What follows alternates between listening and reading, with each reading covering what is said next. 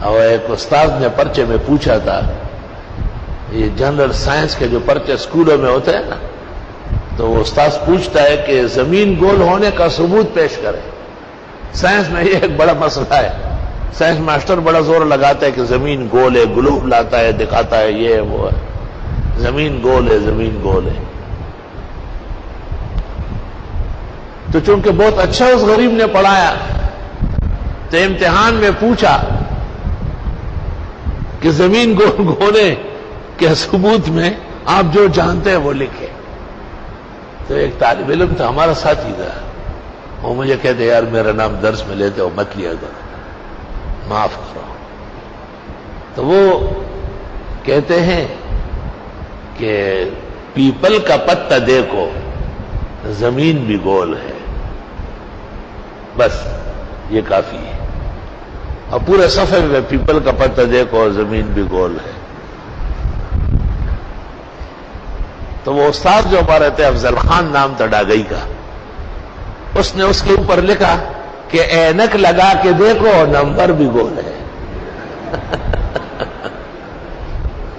اینک لگا کے دیکھو نمبر بھی گول ہے، صفر و دور کھڑو۔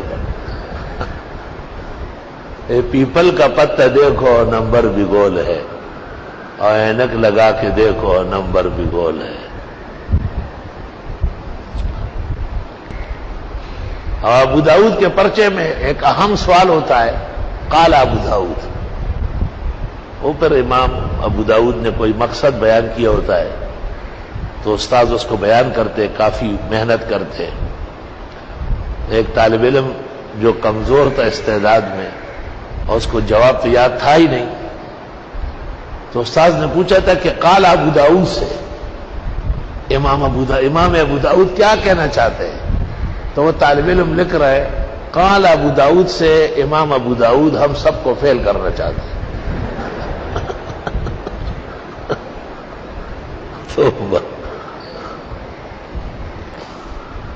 استاذ پرچوں میں پوچھتے ہیں غریب، ہمارے ایک استاذ تھے بہت اچھے شریف، یہ سورۃ صافات میں امتحان لے رہا تھا،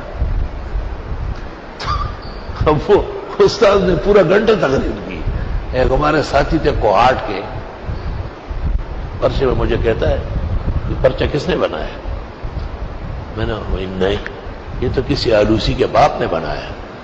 وہی اس استاد نے جو کلاس میں زبان نہیں کھولی، گونگا بیٹھا ہوا ہے، یہاں پر آ کر کے علامہ آلوسی بنا ہوا ہے، شور جوڑ کو دھات سنگ پرچے تھا پوس کرا داخل تو پڑا کھڑی نے منگنے تھا پوسو نے کہی منگنے ابن کثیر جو پڑا ایسا میں نے کہا شوئے نہ زمانہ کا لیکن لا حول ولا قوت